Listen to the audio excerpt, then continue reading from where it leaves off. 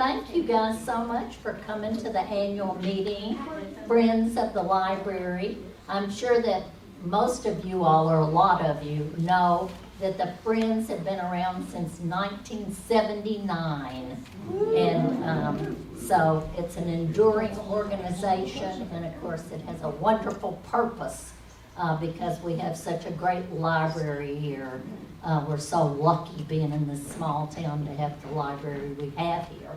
So we appreciate it. And another thing I want to say is I know a lot of the people in this group here have been past officers of the Friends of the Library. So raise your hand if you've been an officer of the Friends of the Library in the past. Thank you all so much. And we just really appreciate all the memberships and all the people that are involved when we need help with volunteer things and that sort of thing. And I have just become president for the second time, and but I'm only doing it for 1 year. And yeah, that's what they all say. And my sister Katie, who's in Columbia right now, she is the vice president. So when I was asking Jim Moore and Alexis Angolia, who are our other officers, would you think it'd be okay for sisters to do this?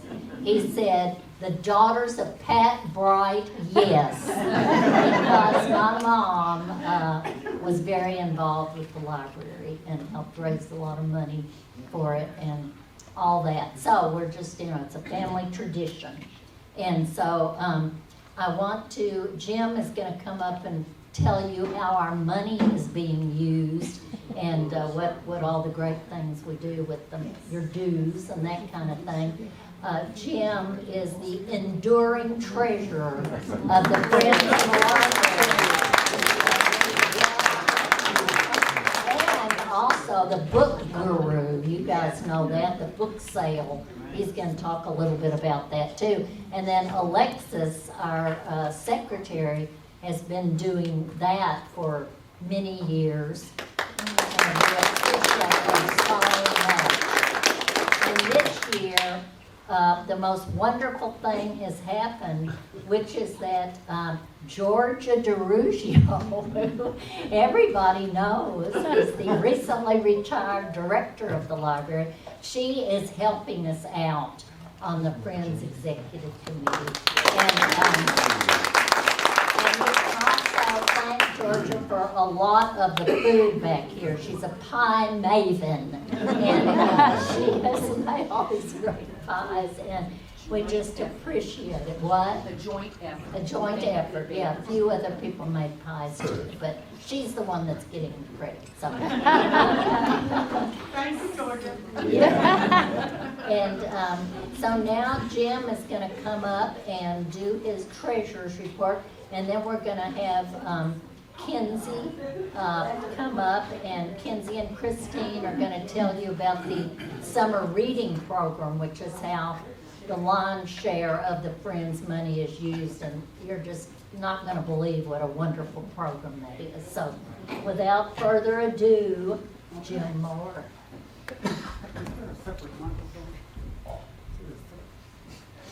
Joseph? Oh, you mean when you carry around? I don't think so. You can take I've got some paper copies that I'll distribute if you would like a copy in a minute. But, yeah, it's on. It's on. yeah, that's good. Does it come off? It does. Okay, thanks. So what Kenzie and the other staff have to say is probably more important than this, except that we do fund, make some major funding for programs, and so I want to tell you where the money comes from, and then you can also see where it goes when it goes. So we have two major sources of income.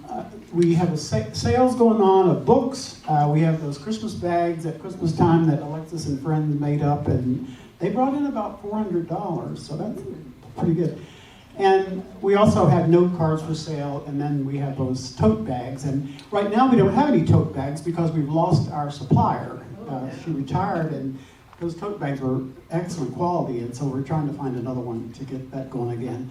But anyway, and then somebody, as they came in, reminded me, and I get this question every now and then, when are we having the next big book sale? Well, hopefully never. It was a lot of work, and they were fun, though, for people working there and people coming to buy books and look at books. But it turns out that if you can see that the income from the sales this year was $8,400. That's more than double what we were bringing in when we had the 2 big book sales a year. So with the ongoing book sale out front, we get much more revenue in. So at $8,400, that's about $700 a month we're getting in from books. So please continue buying, and appreciate it. We have donations. We're now taking donations, but not. Don't be thinking about those 17 boxes in your garage. We don't want all those yet, but a little bit at a time, you know.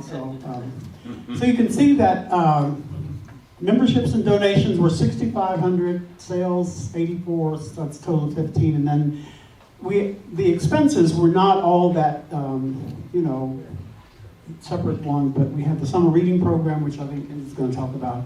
12,000, that's the big one that we have been funding for the last few years, and then others are Great American Brass Band Festival. We've been co-sponsoring that with the library.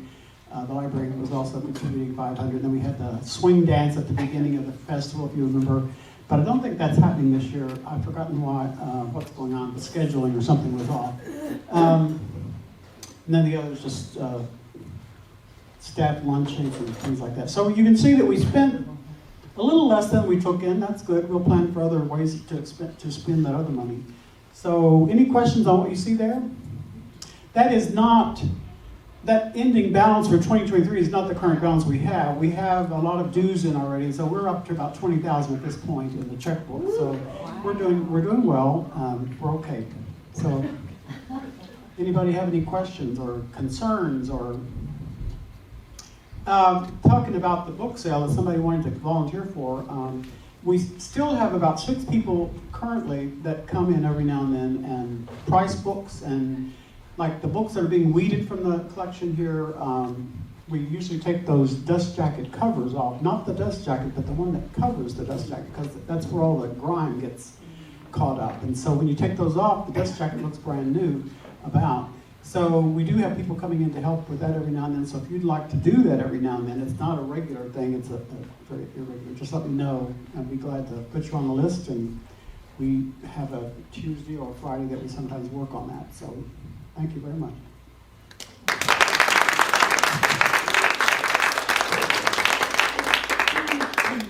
right, ladies. Oh, yeah. You go up to the, I thought Colin was going to say.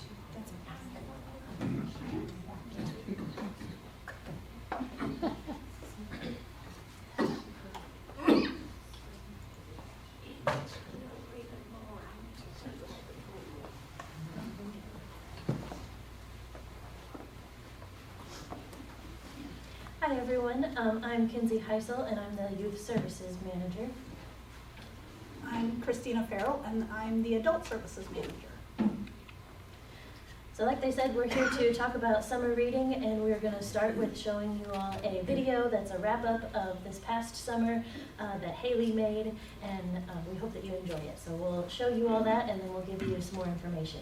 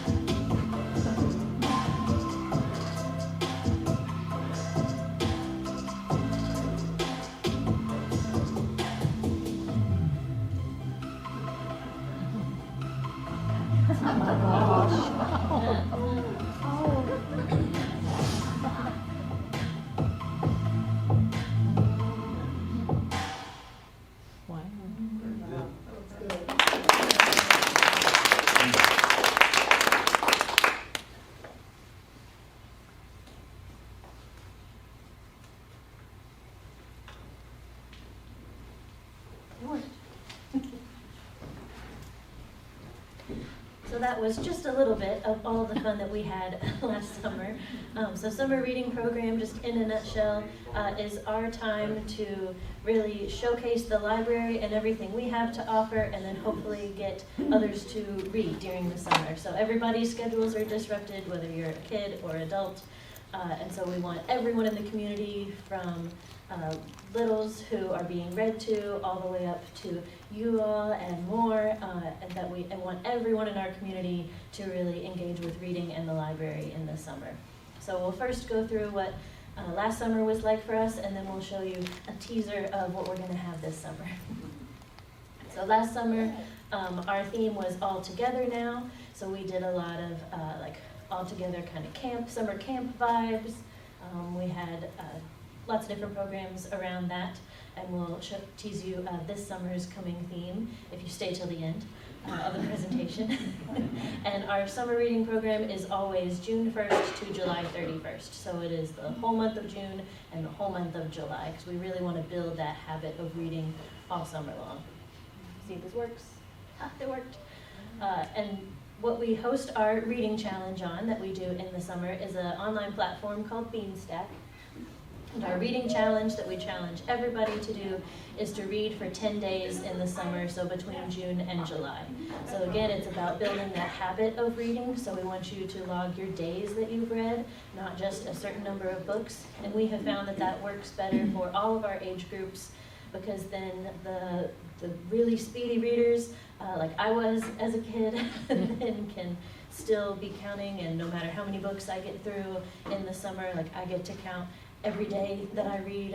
If I was a kid doing the program, I absolutely would have read every single day in the summer, just because that's how I spent my summers. Not sports, I spent it being competitive in the summer reading program. And then for those who may not love reading as much, even if they just read 20 minutes, which is what we encourage them to do, then they still get to count that as a day read. So for those that may not engage with reading quite as much, they still have the same kind of incentive, the same goal as every other member of their family. So families can do it together because the goal is the same for everybody. And this is just a little bit of what Beanstack looks like if you haven't seen it before. So it'll show you your challenge, and then when I was talking about logging your days, it's a calendar view, and then you just select it that way. And since we switched to doing the reading challenge online, we've seen a really big increase in our participants, especially families doing it all together, because they can have it on their phone, they can have it on the desktop, and all of the readers in the family are on one account, so that everybody's together. So if it's kids wanting to log their own, they can log it, but if they're a little too young to log their own, then their parent can log it for them, and it's all in the same spot. You're not having to keep up with a bunch of paper. That being said, if you prefer a paper reading challenge, we have those too. So I'll let Christina talk a little bit about how well we did last summer. So last summer, we had a very successful year, our best yet, with 1,111 active readers that participated in summer reading with us. On top of that, 932 of them completed at least one challenge during summer reading to earn the prize book and to be entered into one of our drawings. And at the end of summer, by the end, we awarded 3,273 prize books throughout our community to all the people that participated in summer reading with us this year.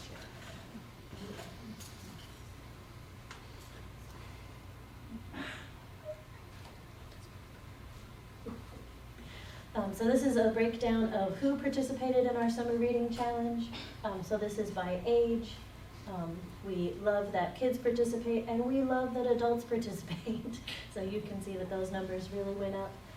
Of the people who were actively logging their reading, like Christina said, 84% of them completed the challenge, and the national average is around a quarter that complete the challenge, so ours is really, really awesome, and like as a community, we should be really, really excited and really proud of that. That 84% of those who started ended up completing by reading their 10 days, so they completed the challenge. And then they could go on to do more and more and more, and that's how we got to give out so many prize books, because they got a new book every time they completed it. And with the time frame of the summer, that was 6 challenges. So if you read every day for the summer, you got 6 new books. And we have a rather large audience for our summer reading program, because we're the best, in my opinion. So we had people from over 10 different counties that participated in our summer reading program, and a lot of that comes from not just residents who come to us, but those who are visiting grandparents or cousins, anybody, friends who are coming in. If they're here for a few weeks in the summer, they can read while they're here, and they can participate in our summer reading challenge. So we're really trying to spread reading to everybody. And then schools is similar. We have all of our schools in our districts in this county, and then we have all of the other counties represented too. So you all should be very proud of the reach that our summer reading program has. And so this is just to really show how well we did last summer compared to the summer before. So, and the 3 major things that we track, which is the number of readers who are actively reading, the number of readers who complete the challenge, and then the number of prize books that we give away, all of those went up. And I put big giant arrows to celebrate how much all of them went up from summer 2022 to 23. So we were coming out of the pandemic a little bit in 2022, and we just kept going in 2023, so we love that. And I'll let Christina talk about some of the cool programs that we did. So as you can see here, this is a representation of a lot of our different programs that we had throughout here. Thursday Fun Day, which is a family-friendly event that we do every Thursday morning. We had a lot of different presenters trying to represent a lot of different programs. We also had teen and children programs on Saturdays that the community would come out and partake in, and a lot of afternoon and evening programs trying to reach all the people where they are, when they are. So having programs throughout the day and on Saturdays and in the evenings, so everybody would have a chance to participate in our summer reading program.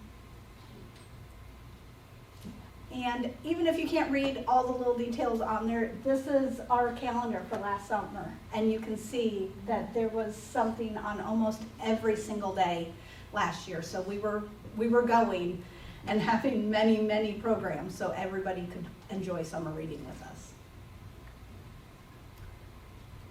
And here are even more. And this goes to show that summer reading is about a lot of other people. It's not just the adult services, it's not just the youth services. It's a library-wide and a community-wide event.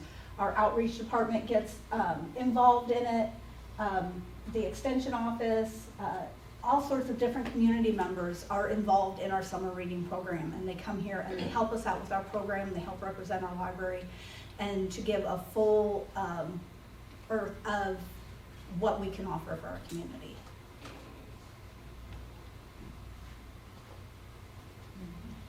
So it's not just the reading challenge or programs, but we serve the community in a lot of other ways in the summer too that may be harder to track, but we did our best. So our outreach had many, many bookmobile visits. So they go to places like the summer feeding sites, they go to neighborhoods, they go to daycares, they go to assisted living homes, they go all over. And if you want them to go somewhere that they are not currently, then let us know, because they are also always open for going to more places. Of course, schedule depending, but they got around a lot. They had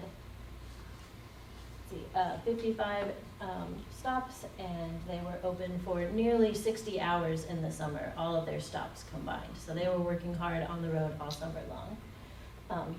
you can see our library traffic count. So we had over 20,000 people come through this library building in June and July alone last year, which is amazing. And they're definitely our highest traffic months. And we're super proud that not only are we going out in the community and reaching people, but that this building is serving people as well. Passive programs are things like scavenger hunts that we have out for the kids, or coloring pages, that sort of thing. So if they're just here hanging out, that's what that 932 passive program count is. And I will add that Christina started in May of last year and April. And I was like, oh, I'm so glad you're here. Guess what? Summer reading is happening very soon. And you are going to learn as we welcome 20,000 people into the building. And she did a great job. And now we're co-planning summer for this year. And I am so, so glad to have her co-plan summer this year. Yes? What's the 730 sweet reads? The Sweet Reads are the program that we call the books that are on the bookmobile that aren't cataloged in the library. So if you can't get a library card, or maybe some kids just aren't there yet, they can take a Sweet Reads book to try to learn that exchange of the library before having the consequences of a library card and replacement fees and that sort of thing. So they can take a Sweet Reads book from the bookmobile, and then they can bring it back the next time. They can get another book, and then we've seen that program really help them gain the confidence to get a library card for them. And didn't the Friends help with that? I know. Yes, the Friends absolutely gave money for those books because we needed to fill the bookmobile with Sweet Reads books so that we could have that program, and it's gone over very, very well. And I'm sure that Colleen could answer some more questions about Sweet Reads, and so could Daniel, our outreach services manager, as well. And they are planning on doing it again this summer, and we're super excited to see where they go this year. So I wanted to include this slide just to show you all, over the past several years, since 2018, our summer reading participation has just gone up and up and up in all of those three categories we were talking about before. So 2020 did not hold us back, and we then came out of it and just kept growing. So for our staff's sake, we probably do hope to taper off a little bit. Otherwise, we're going to be maybe asking for some more funds. But we are ready for it. So no matter, we hope to keep growing. And as much as the community wants to engage with us in summer, and we hope to reach some more people that we haven't yet, because there's always room to grow. And that's what we'll talk to you all about in just a little bit. So these are our wonderful sponsors. You all get the biggest logo because the Friends were our biggest sponsor from the summer reading program, and we sincerely could not do it without you and your support. We had a number of friends who also volunteered in the summer, and we couldn't have done it without their help either. And I'll let Christina talk about some of the fun stuff coming this summer. So we are already gearing up and getting ready and planning for our summer reading this year. And we are so excited to announce this year is Adventure Starts at Your Library. So a lot of our stuff will be adventure themed. Thursday Fun Day will be back. Kenzie's already set up a lot of presenters. We will also be doing Starlight Movie again, which we're very excited about. We're also planning a lot of different programs for all the different age groups, from our regular story times with children. Our teen and tween groups are really developing, and we're getting more programs for them. And then adults, we will also have programs from educational during the day to something that might be a little more fun in the evening. But again, all of it will be adventure theme, and we're going to kind of take you on a trip throughout the summer. So we hope that you all can join us for our adventure this year. So I'll just wrap up by, again, inviting you all to participate in our summer that's coming up this year. We're going to have our big kickoff party in May on the Wednesday the 29th. And you'll hear a lot more about that if you're following the library on our website and everything. But really, we just want to thank you so much for letting us get to have a wonderful summer last year and another wonderful summer this year. So thank you all very much.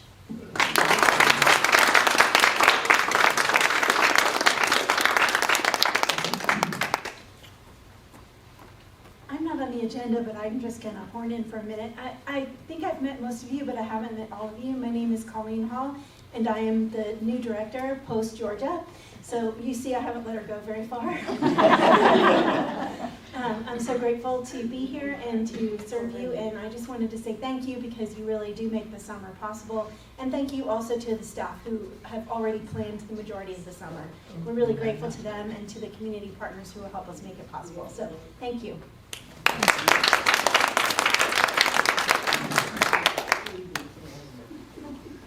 Okay, I forgot to say earlier, if you guys haven't given us your email yet, I am sending out a newsletter by email every month. So you're gonna miss a lot of things if we don't have your email. So anyway, oh, there's a stink bug walking around. So now it's time for our speaker, John Wilson, Dr. John Wilson from Center College. And probably a lot of you all know John. He's been teaching math at Center for how many years? 39 years.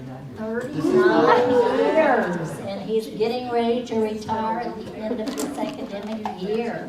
So he'll have more time for recreation. Yeah, there's a test. And John is from North Carolina, and his mother, Ellie Wilson, was here for several years. Some of you might, I know my mom knew her, and she was a very lovely person. So John came here to Danville, and he hasn't looked back since he got here. So anyway, it's my pleasure to welcome John Wilson up here. Come on up, John. So, I've got this portable mic so that I could roam around if I need to. I really appreciate this opportunity. I'll try not to keep you all too long. I don't know how many of you have been to math talks in the past, but this is not going to be a typical math talk that I would necessarily give at the Math Association of America. Yes, I know. Thank you. You can appreciate that. but I always like to have a little bit of audience participation in the math talks. The talks. I'm not going to call it a math talk. This is a fun opportunity for me, and I hope it will be for you also. So I was very pleasantly surprised when Sally sent me an email and asked me, said that your annual meeting was on Pi Day. I thought, well, wow, you don't do that every year that you have it on Pi Day or something like that. So this year it just happened to fall on Pi Day, and so she asked me if I would speak a little bit. So the theme of the talk will be pi, but it's I've got three things that I'll want to say. And before we get started, so people send me stuff, math kind of stuff. And yesterday in my from Amazon, I got this T-shirt that I can interpret for you. This square root of -1 in math, that's I. And then 2 to the third, that's 8. I ate, All the pie. and this is a summation sign, I ate some pie, and it was delicious. So if anybody can tell me who sent this to me, I would appreciate it. It's a mystery at this point. Nobody in my family has claimed that they did. I haven't checked with my sisters. Maybe one of my sisters sent it to me. Or maybe it was one of my colleagues in the math department. They're great over there, and they could well have done that. Anyway, here's my opening thing. Pi Day at the library. Let's see if I can get that so that looks okay. Pi Day at the library. That's what I got. And this, how I wish I could enumerate pi. Right? That's. Does anybody know why I would say that? How I wish I could enumerate pi? What's that? So if you count the letters in the words, right? And you I should have put a period after how, I guess, but that wouldn't quite be the best pronunciation. So it's 3, and then 3.141592. So if you have trouble, I mean, people usually think, I know pi, 3.14. Most people can get that far. But if you remember how I wish I could enumerate pi, you can get further than that. and be even more impressive, right? That you can do that. People John, that's a real groaner. Yeah, it is. I've got more. Don't worry. Like dead jokes. So this picture at the bottom, this is how people first sort of start approximating pi, right? They would take this is in ancient Greek, Archimedes kind of thing. So pi is the ratio of the diameter of a circle to the circumference, how far around it is, right? And so it's easy to measure the diameter of a circle. It's a straight line. It's hard to measure the actual circumference of a circle. And so in order to get a handle on this ratio, they would inscribe a hexagon, because a hexagon is pretty easy to construct geometrically. And so they would put a hexagon inside and a hexagon outside and measure how far it is. And then they would bisect all the sides and so made it a 12-sided thing. And they'd get a better approximation, get better and better approximations.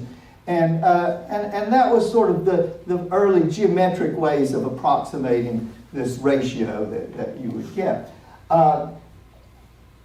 More sophisticated methods came into being. And typically, well, now that we have computers and more sophisticated methods, I think the pi is known out to more than 10 trillion digits now.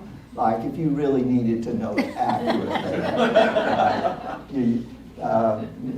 I think it's just, I don't understand why people want to measure it out to 10 trillion digits, but they can.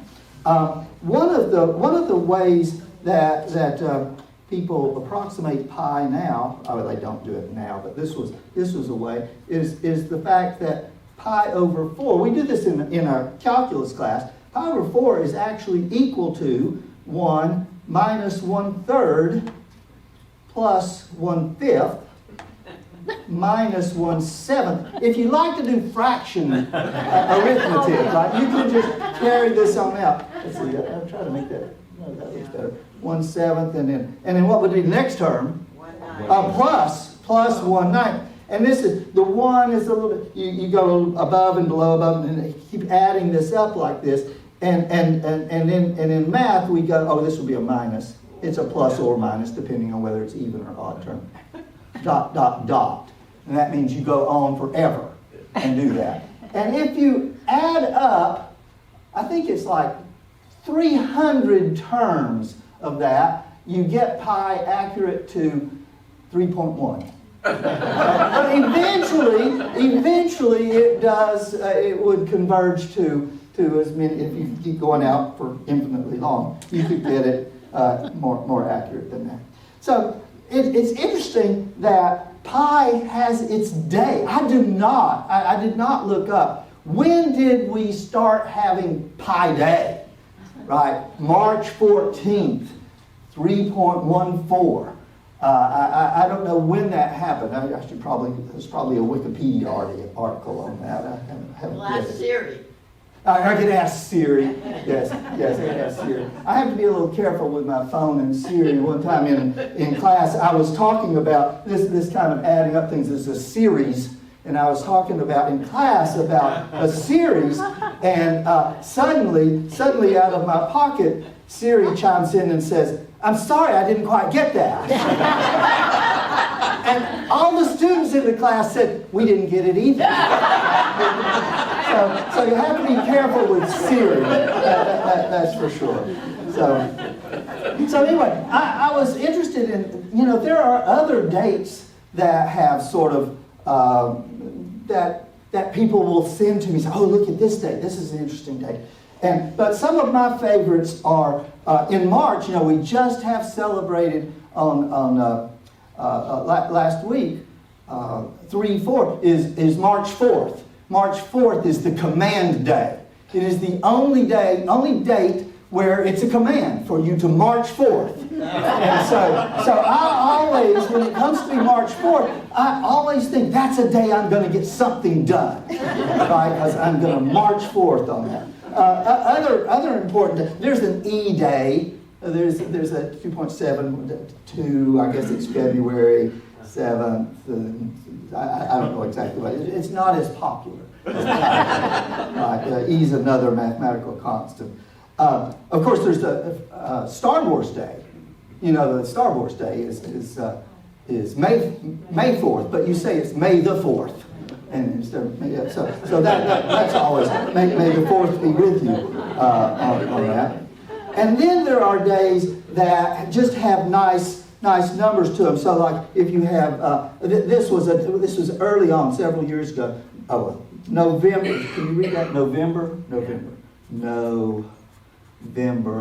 11th, 2011 is 111111, right? 111111. And people would send me notes. Oh, have you seen what the day is? It's 111111.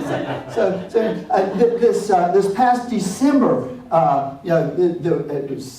people talked about this was a perfect. The last day of last year was a perfect day for people to get married on. Maybe it was a Saturday or something. I'm not sure. But it was it was 12/31/23. And so it was 1, 2, 3, 1, 2, 3. And I think, people decided they were going to get married on that. It's probably wives thinking that their husbands would never forget that anniversary. Too easy for them to get that. The last date that I'll mention is, do you know the date for the start of the Beijing Olympics, Summer Olympics? Summer Olympics, that gets it a little bit late. It was August 8th in 2008. And they went so far, so that was 08. And they went so far as to say the opening ceremonies started at 8 seconds after 8 minutes after at 8 p.m. local time. So it was 8 p.m. 8:08:08, and on 8:08, 08:08:08. So, and that's because in many Asian cultures, 8 is considered a lucky number. Same with 9. Same with 9. 9's considered a lucky number also. Yep. Yeah, well, they could have delayed the Olympics another year. It would have been fine. So that's all I have about dates and Pi Day. The second thing that I wanted to say was a card trick that I learned at a math meeting, and it has a little bit. It has some math involved with it, but what I really like about this card trick is that it requires some audience participation and some audience mind reading, like somebody here reading the mind of someone over here. So that you'll be truly amazed about how talented you all are at that. Most groups I've done this with, it has worked because people are in sync somewhat. So I need a volunteer, let's say, to write 3 numbers. These are numbers from 1, including 1 through 16. And someone on this side, okay. We'll go over here. We're going to write 3 numbers on here. 3 numbers. You got something right with? You're good. Okay. And so you're going to write down 3 numbers. And then it's a card trick. So hold on to don't tell me those numbers. Right. That will be revealed. Don't tell me those numbers. So we've got cards here. This is a regular deck. And for this card trick, we only use the faces and the aces. Right? So it's the Jack, Queen, King, Ace. So we've got 16 cards that we're going to use.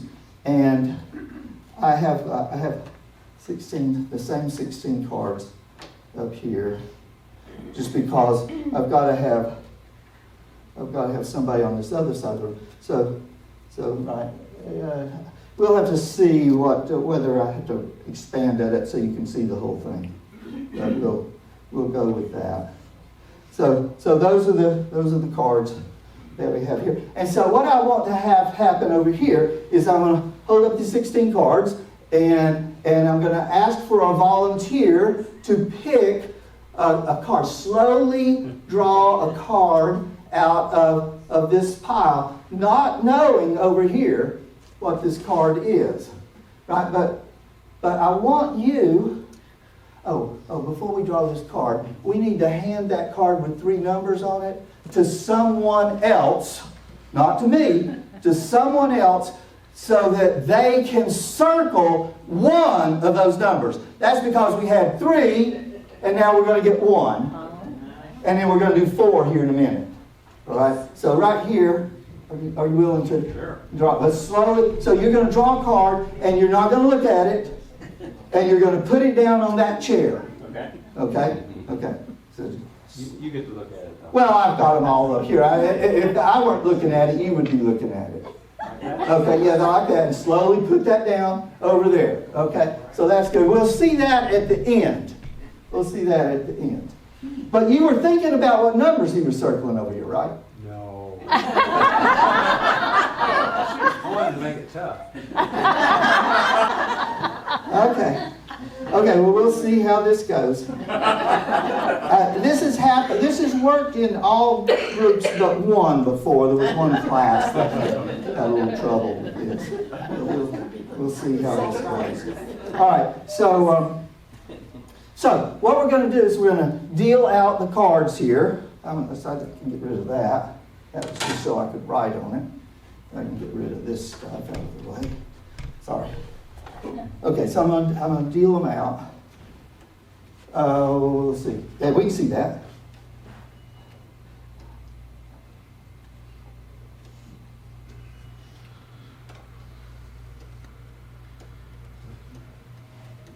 Oh, look at this. This is very suspenseful. Are we still seeing it? Okay, we still see it. Okay, that's good. This is excellent. So we've got those 16 cards dealt out. I should have counted them as we go. So did we get a number chosen over here? And you have the number. You might share that number with several other people, just so several other people can play along with it. And so that you're committed to that number. So in case I do it and you say, no, that wasn't my number, then you'll have other people. I'll have other people to corroborate that, right? So that should be good. So you can other people will know this number. And what we're going to do here is I'm going to count these cards out like this. Like this is the 1, 2, 3. Okay, like that. And so I think you can see them up there. You can see all the cards. And when we get to that number, you're going to notice what card that is. So if the number were 16, we would say, oh, that corresponds to the Queen of Clubs. And if the number was 7, it would be somewhere in the middle there. I don't know which one. But we're going to count them out. And so you're going to see what this is. Okay, so let's just go. 1, 2, 3, 4, 5, 6, 7, 8, 9, 10, 11, 12, 13, 14, 15, 16. Now, you should have a number in mind, and you should have a card that matches up to that number. I'm going to do it one more time. so that you have this down. So I'm going to count them out and make sure you have the same card and the same number. Okay, 1, 2, 3, 4, 5, 6, 7, 8, 9, 10, 11, 12, 13, 14, 15, 16. Okay, so it's going to be important that you know your number and you know the card. More important to know the card really right now.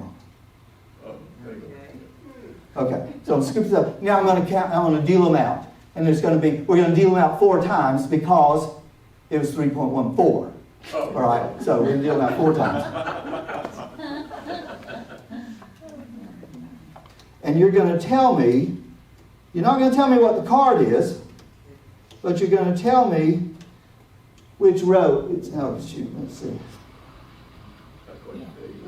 Okay, that's good. So is it in this top row here or the second row? Second row. It's in second row. Okay. Second row. And we're going to do that again because we're going to do that 4 times.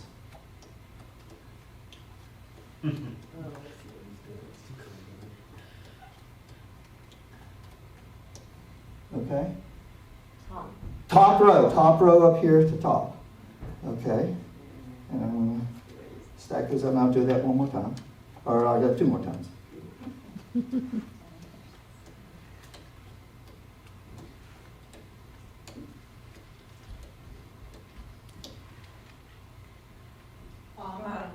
Bottom row, okay. All right. And we'll do it one more time.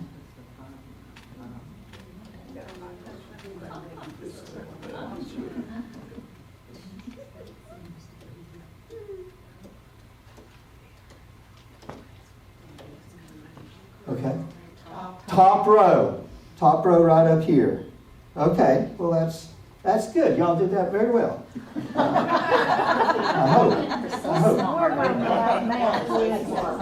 A great audience here. All right, so then I'm going to deal them out at 16 again.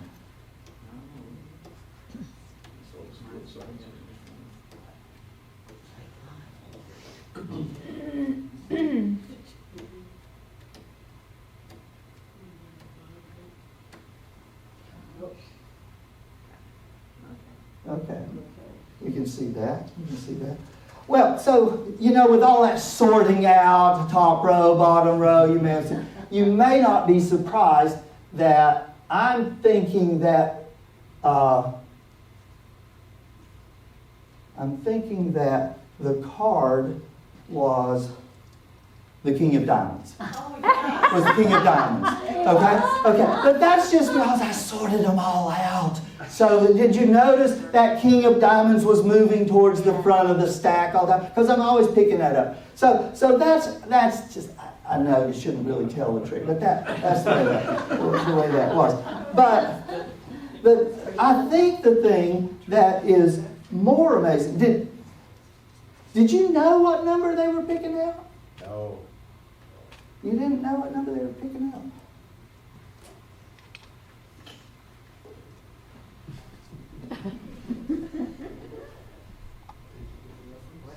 Was the number 6? Yes. The number was 6.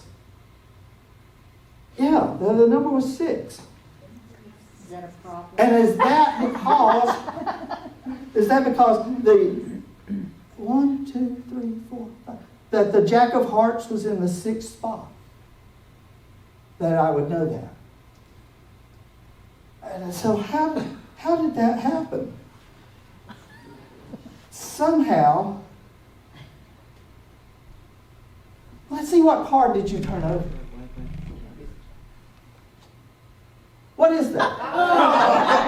You didn't know that they picked the number 6, but you somehow picked the Jack of Hearts? And the Jack of Hearts was in the 6th spot? It must be magic.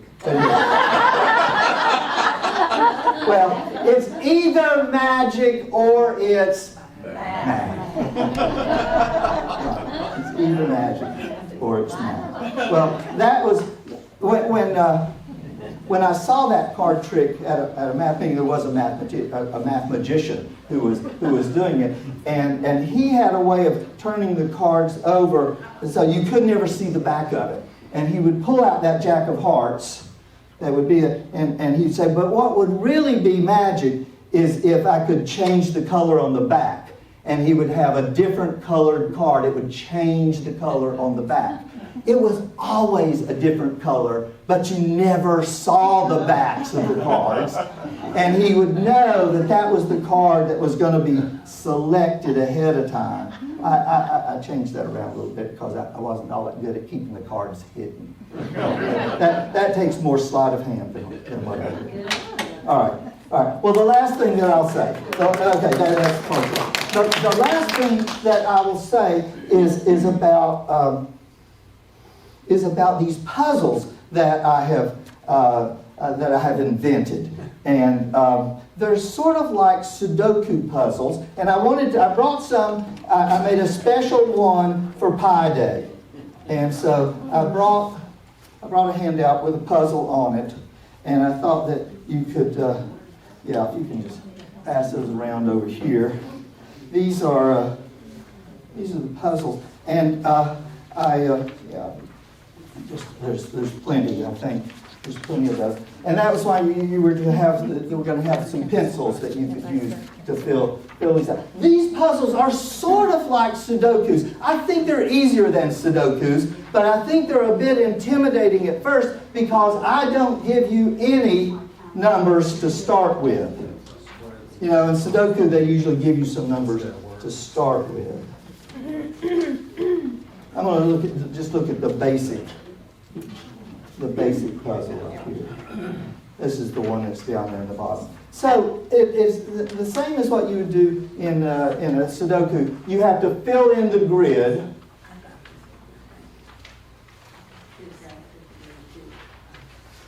It's hard to get that straight up. You have to fill in the grid with those numbers that I give you. You know, in Sudoku, there are nine squares across the top, and you put in the numbers 1, 2, 3, 4, 5, 6, 7, 8, 9. I don't have to tell you what numbers to put in. You know you're going to put 1, 2, 3, 4, 5, 6, 7, 8, 9. But I only have 5 squares to go across there, and I'm going to have the numbers 1 through 9, but I can't have all 9 numbers 1 through 9 because there are only 5 squares here. So I tell you, the numbers in the A row are going to be 1, 3, 4, 5, and 7 in some order.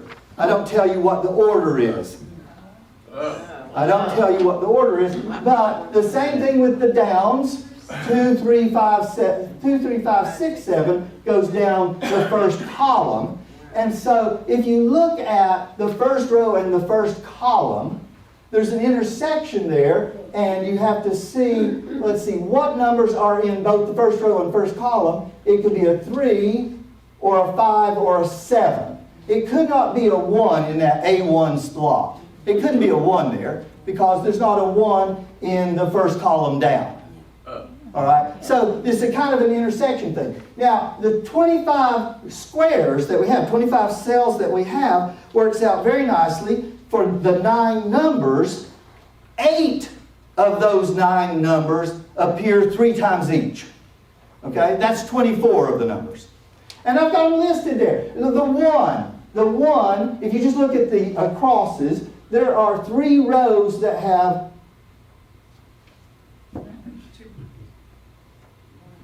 on here. Oh my goodness. I think I've copied something wrong over here. I think when I copied that wrong. I think on yours. E is a 1, not a 2. Yeah. There's something very wrong here. So let's just fold this down. I just made a bigger version. I copied something over wrong. Let's see if that's. So in the right. So there are 3 1s. There's a 1 in the first row. There's a 1 in the third row. There's the A row, the C row, and the E row. There's 1s in those. So 8 of the numbers appear in 3 different rows. All right. The 9th number only appears 1 time because I've got 24 numbers. So I call that 9th number. It's maybe not be 9. It is 9. It is 9, but it doesn't have to be. Okay. It is 9. It only appears 1 time in 1 row and in 1 column. So we know exactly where the 9 goes. Where does the 9 go? In the E row and the 4th column. The E row and the 4th column. How do you get E? Just because I've got it labeled. Here's the E. There's where the 9 is. There's Right. 1 in D4. Right. It's the E row. These are the acrosses. It's the E row and it's the 4 column. Oh. Right? So it's here. This is not D4. This is D4 right here. So it tells you exactly where. I call that the loner digit. It's all by itself. And that's always the first thing that I do, is to write down the loner digit. All right? So we know the loner goes right there. The next thing that I work on with these square leaf puzzles is the diagonals. In particular, the center square here is in the C list. It's somewhere in here, and it's somewhere in the 3 list, and it's on both slants. So it's in all 4 of those lists.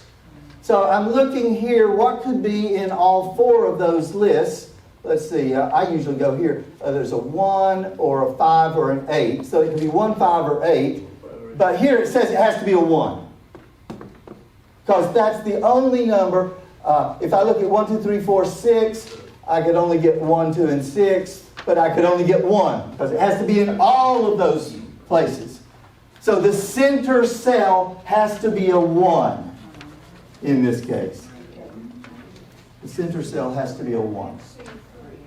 And I usually mark things out. So I mark out that 1, that 1, that 1, that 1. So that's the only number that's in all 4 of those lines. All right.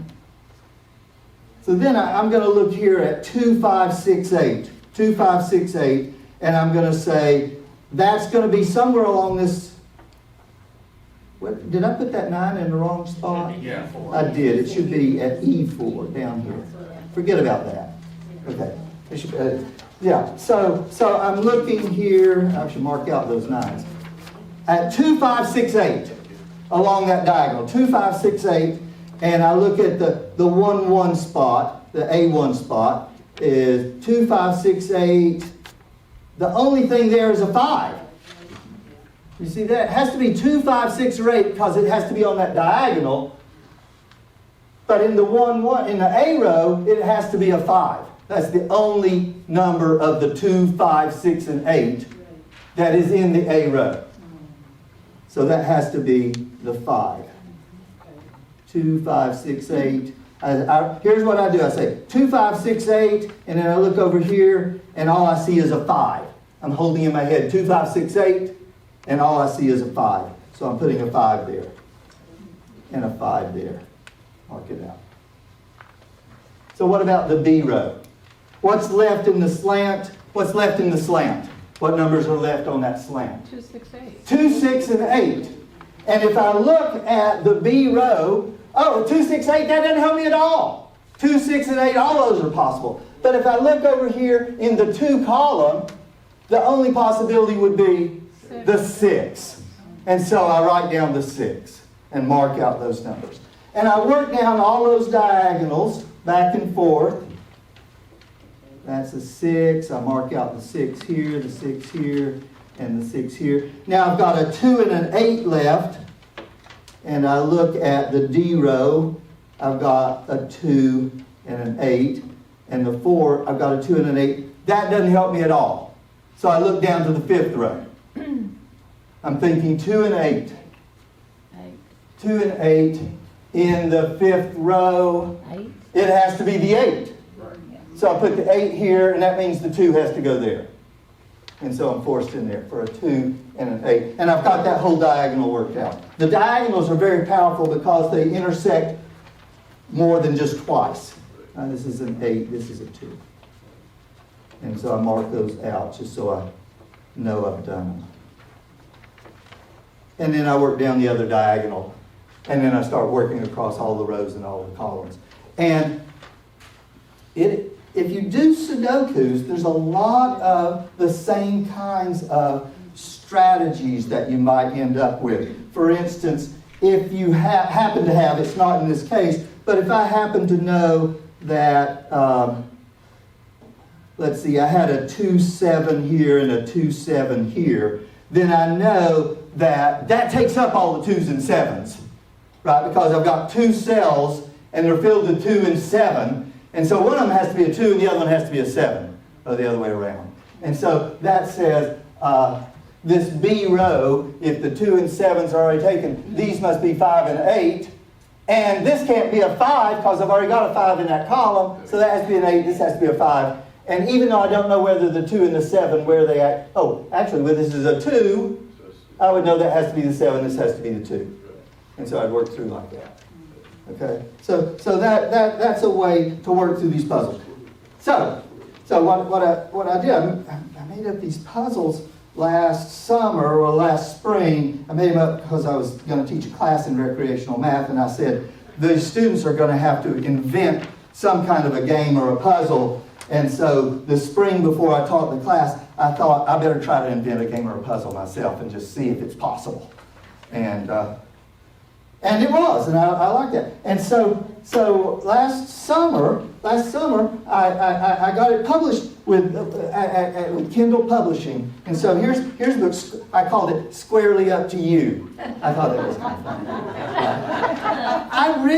I'm a math person, but I really like wordplay too. I really do like wordplay. And so it's just a puzzle book. It has puzzles in it that you're good to go. And they're... It's at Amazon, I have it. And it's on Amazon, and I have a bunch here that I would be willing to sell for $10 each to give to the library. If anybody wants one, I'd sign it right here. I'd sign it if you wanted it. So let me know afterwards if you want a book or several books, and because I think they're $8.95 on Amazon. But for a signed copy and easy to make change, I would say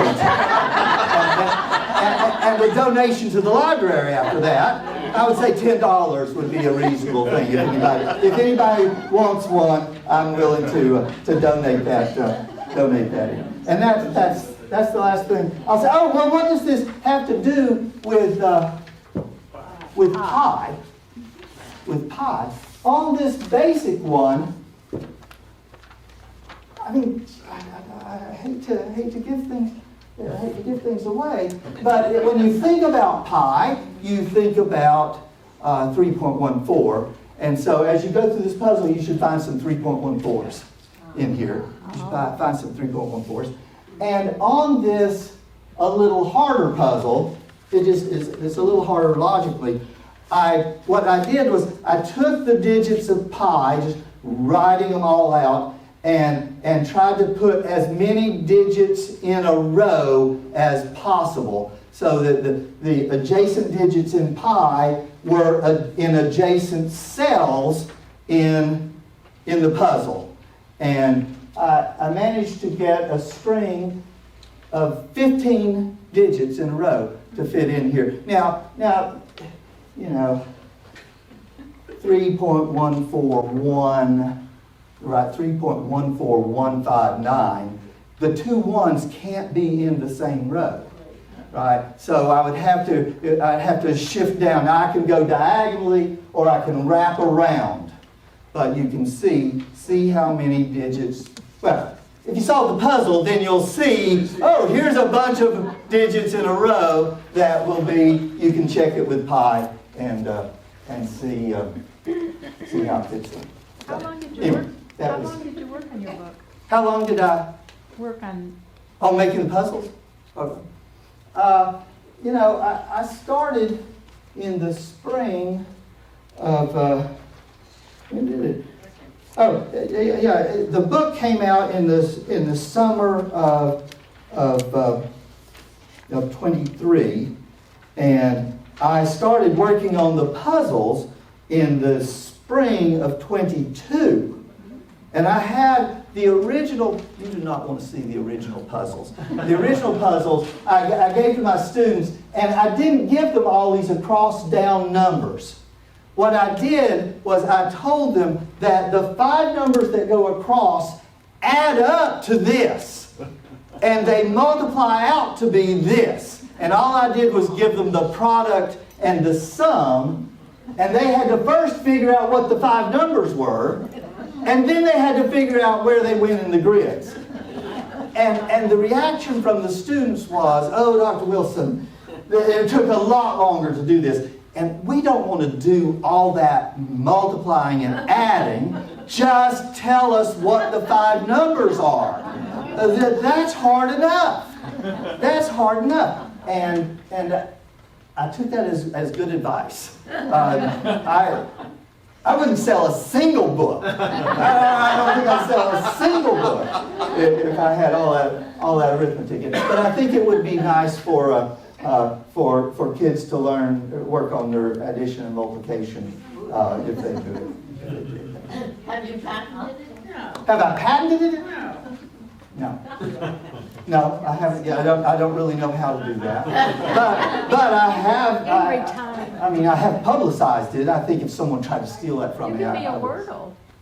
I could be. Now, at the latest issue of the Cento over at Center, they wanted to put a copy of the puzzle in. So I'm figuring, yeah, today the Cento, that's just a step away. I should be talking to the African Messenger, right? Next thing you know, we're at. I'm moving to Brooklyn, and so I'll be right there with the New York Times. And so,